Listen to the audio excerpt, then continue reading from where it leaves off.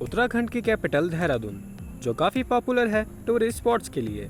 यहाँ साल भर टूरिस्टों का आना जाना लगा रहता है। यहाँ के मौसम, यहाँ के पहाड़, यहाँ के लेक्स, यहाँ के सुंदर वाटरफॉल्स लोगों को अपनी ओर आकर्षित करते हैं। दून घाटी पे स्थित और प्राकृतिक सौंदर्य से भरपूर ये नगर अनेक प्रसिद्ध शिक्षा संस्थाओं के कारण भी बहुत फेमस है। यहाँ के शांत वातावरण में विभिन्न शहरों से पर्यटक और तीर्थयात्री आते हैं।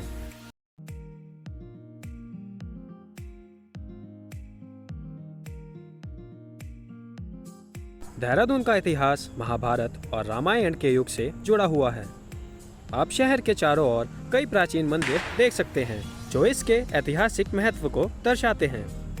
आध्यात्मिक आनंद के लिए आप यहाँ टपकेश्वर मंदिर, दातकाली मंदिर, शिव मंदिर, लक्ष्मण सिद्ध मंदिर और तपोवन मंदिर जैसे प्रसिद्ध मंदिरों में जा सकते हैं।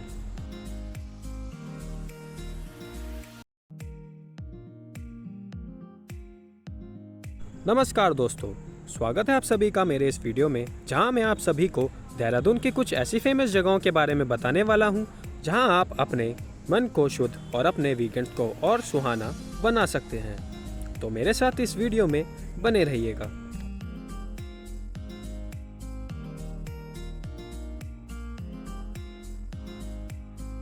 दोस्तों, बता दूं आपको, देहरादून पहुंचने के लिए आपके पास कई ऑप्शंस अवेलेबल हैं, जैसे कि ट्रेन, बस, फ्लाइट और कार। बाय एयर, देहरादून का अपना एयरपोर्ट है जो सिटी से 25 किलोमीटर दूर है। बहुत सारे मेजर सिटीज से डायरेक्ट फ्लाइट्स आप लोग ले सकते हैं। एयरपोर्ट से आप टैक्सी या लोकल बस के थ्रू देहरादून सिटी पहुंच सकते हैं।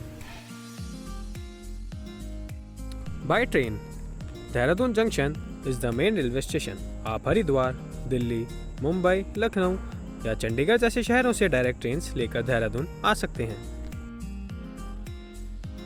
बाय बस, उत्तराखंड रोडवेज और private bus services Delhi, Haridwar, Rishikesh और चंडीगढ़ से देहरादून के लिए अवेलेबल होती हैं, जिसकी सहायता से आप लोग देहरादून आसानी से पहुंच सकते हैं।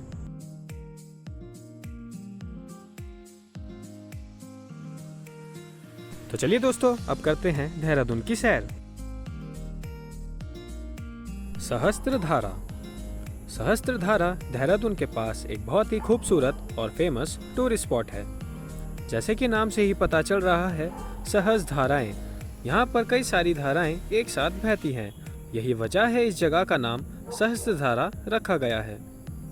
ये पानी थोड़ा येलोइश होता है और सल्फर से भरा होता है, जो स्किन के लिए काफ़ी फायदेमंद माना जाता है। इस पानी में नहाने से आपको रिलैक्सेशन मिलता है और स्किन प्रॉब्लम्स को थोड़ा फायदा हो सकता है। सहस्त्रधारा के आसपास लश ग्रीन हिल्स हैं, जो इस जगह को बहुत ही सीनिक और पीसफुल बनाते हैं। यहाँ की हवा, पानी की आवाज़ और सराउंडिंग ग्रीनरी आपको शांति और सुकून देगी। ये जगह परफेक्ट है नेचर वॉक और फोटोग्राफी के लिए।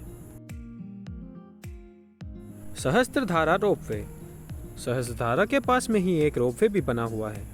ये रोपवे राइड आपको सहस्त्रधारा के हिल टॉप तक ले जाती है। यहाँ से आपको surrounding green hills, Sahastradhara waterfall और पूरे देहरादून का एक जबरदस्त पैनोरामिक व्यू देखने को मिलता है। राइड काफ़ी स्मूथ है और सेफ्टी मेजर्स को ध्यान में रखा गया है। आप ऊपर जाके कई सारी एक्टिविटीज कर सकते हैं, जिसके चार्ज अलग से होते हैं। रॉबर्ट्स केव या फिर गुच्चू पानी, देहरादून में एक पॉपुलर नेचुरल स्पॉट है जो अराउंड 8 किलोमीटर दूर है सिटी सेंटर से।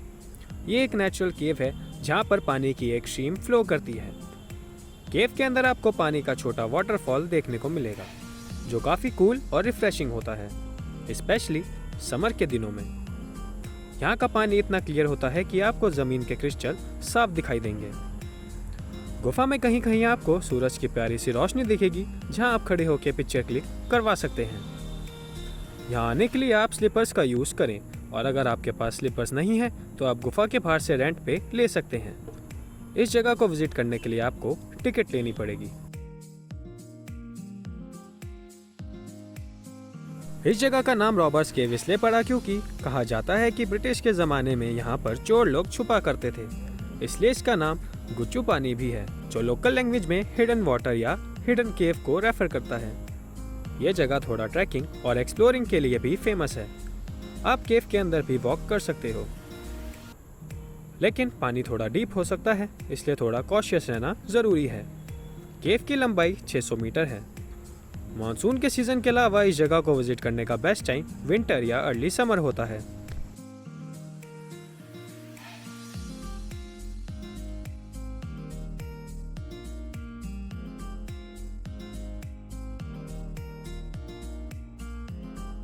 मैंड्रोलिंग मोनेस्ट्री। देहरादून सिटी से अप्रॉक्सीमेटली 8-10 किलोमीटर दूर यह मोनेस्ट्री, जो भगवान बुद्ध को समर्पित है। आप इजली टैक्सी, ऑटो या प्राइवेट व्हीकल के थ्रू यहाँ तक पहुँच सकते हैं। यहाँ पर काफ़ी बड़ी बड़ी प्रतिमाएं और स्तूप बने हुए हैं। मोनेस्ट्री का एक बड़ा अट्रैक्शन यहाँ का 120 फीट हाई बुद्धा स्टैचू है। यह स्टैचू पूरे मोनेस्ट्री का कॉम्प्लेक्स सेंटर पॉइंट है। मोनेस्ट्री के अंदर ही बहुत सारे छोटे बड़े प्रेयर व्हील भी लगे हुए हैं, जिसे आप चाहें तो रोटेट कर सकते हैं। मोनेस्ट्री की आर्किटेक्चर तिब्बतन बुद्धिस्ट स्टाइल में बिल्ड की गई है। ये ब्यूटीफुली कार्व्ड वुडन स्ट्रक्चर्स और इंट्रिकेट डिजाइन से भरी हुई है, जो एक यूनिक कल्चर और रिलीजियस एक्सपीरियंस ऑफर करती है।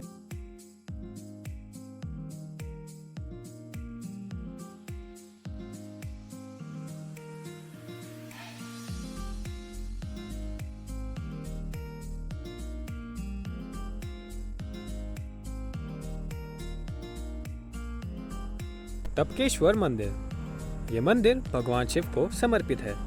मंदिर देहरादून के आउटस्कर्ट्स में टपकेश्वर गांव के पास एक केव के अंदर स्थित है। यह मंदिर अपने नेचुरल वाटर स्ट्रीम के लिए भी मशहूर है। मंदिर में एक ऐसा विशेष स्थल है जहां पानी शिवलिंग के ऊपर टपक रहा होता है, इसलिए इसका नाम टपकेश्वर पड़ा है। ऐतिहासिक रूप से यह मंदिर बहुत ही विशेष है, क्योंकि ये गुरु द्रोणाचार्य का निवास स्थान हुआ करता था। उनके पुत्र अश्वत्थामा का जन्म स्थान भी यही है। मंदिर के आसपास का एरिया भी बहुत ही हरा भरा, सुंदर और शांतिमय है। मेन मंदिर के आसपास बहुत सारे मंदिर बने हैं, आप वहां भी दर्शन कर सकते हैं। और मंदिर के बाहर बहुत प्यारी सी नदी है जिसका नाम है टोन्स नदी। आप नदी के पास थोड़ा समय बिता सकते हैं। नदी का पानी बहुत ही साफ और पवित्र है। टपकेश्वर मंदिर एक स्पिरिचुअल और नेचुरल ब्यूटी से भरी जगह है। अगर आपको स्पिरिचुअल पीस और नेचर के बीच एक डिवाइन एक्सपीरियंस चाहिए तो ये टेम्पल आप डेफिनेटली विजिट करें।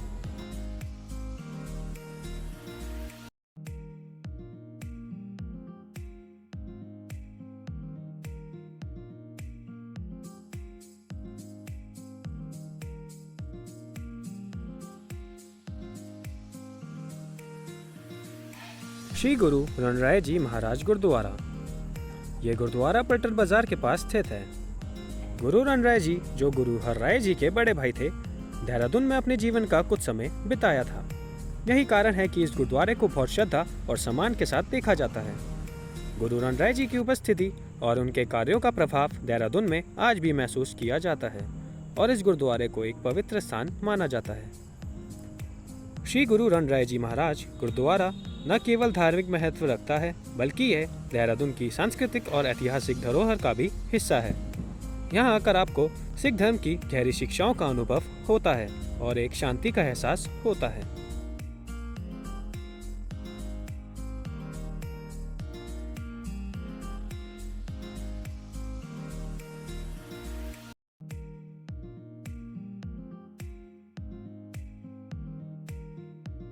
पलटन बाजार। पलटन बाजार देहरादून का एक प्रमुख और व्यस्त बाजार क्षेत्र है, जो शहर के केंद्र में स्थित है। यह जगह शॉपिंग, खाने पीने, स्थानीय संस्कृति का मिश्रण प्रदान करती है। पलटन बाजार में आपको कई प्रकार की दुकानें, बाजार, रेस्टोरेंट और छोटे स्टॉल्स मिलेंगे। यहाँ पर उत्तराखंड की पारंपरिक हैंडीक्राफ्ट्स, वस्त्र और जड़ी बूटियों के स्टॉल्स भी हैं।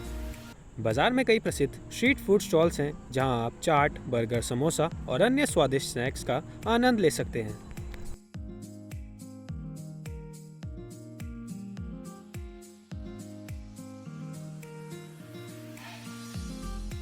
Khalanga war memorial. Khalanga war memorial एक हिस्टोरिकल मॉन्यूमेंट है जो इंडो तिब्बतियन वॉर 1962 के सोल्जर्स को समर्पित है। ये मेमोरियल उन ब्रेव सोल्जर्स की याद में बनाया गया था जो इंडो टिबेटन बॉर्डर पुलिस और इंडियन आर्मी के जवान थे, जिन्होंने तिब्बतन आर्मी के अगेंस्ट लड़ाई में अपनी जान गंवाई थी। मेमोरियल का डिज़ाइन इतना सिंपल है कि ये एटमॉस्फेयर को और भी रिस्पेक्टफुल बनाता है। ये मेमोरियल एक हिल टॉप पर स्थित है, इसलिए वहाँ का एटमॉस्फेयर काफ़ी पीसफुल और सीनरी है। जब आप यहाँ आ रहे होंगे तो आपको रास्ते में घने जंगल से होके गुजरना पड़ता है और ये रास्ते बहुत ही एडवेंचरस होते हैं। आपको रास्ते के दोनों साइड ऊंचे ऊंचे पेड़ देखने को मिलते हैं और आप चाहें तो आप रास्ते में अपनी गाड़ी रोक के व्यू को एंजॉय भी कर सकते हैं। जब आप मेमोरियल में पहुंच जाएंगे तो वहां से आपको आसपास के बहुत सुंदर व्यू देखने को मिलते हैं। मैं आपको सजेशन देना चाहता हूं, अगर आप यहां विजिट कर रहे हैं तो थोड़ा सा ध्यान रखें, क्योंकि यहां जंगल में सांप बहुत होते हैं, और अपने कार टैक्सी के दरवाजे भी बंद रखें।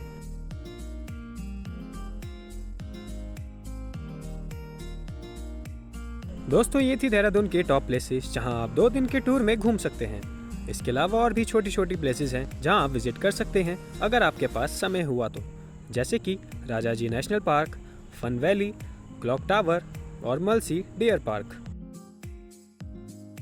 वैसे देहरादून विजिट करने के लिए 2 दिन का टूर प्लान सफिशिएंट है। आप चाहें तो देहरादून में 1 दिन स्टे करके आसपास के मेन एरिया भी विजिट कर सकते हैं। आप लोग मसूरी जा सकते हैं। देहरादून घूमने के लिए आप चाहें तो स्कूटी या बाइक रेंट पे ले सकते हैं, और आप फैमिली के साथ हैं तो कैब या टैक्सी हायर कर सकते हैं।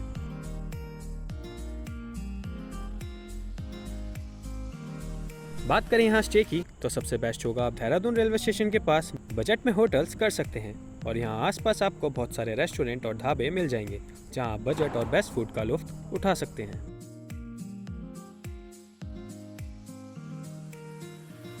तो दोस्तों, आपको मेरी ये वीडियो कैसी लगी कमेंट करके मुझे ज़रूर रिव्यू दें, और इसी तरह की इन्फॉर्मेटिव वीडियो के लिए मेरे साथ बने रहें। धन्यवाद।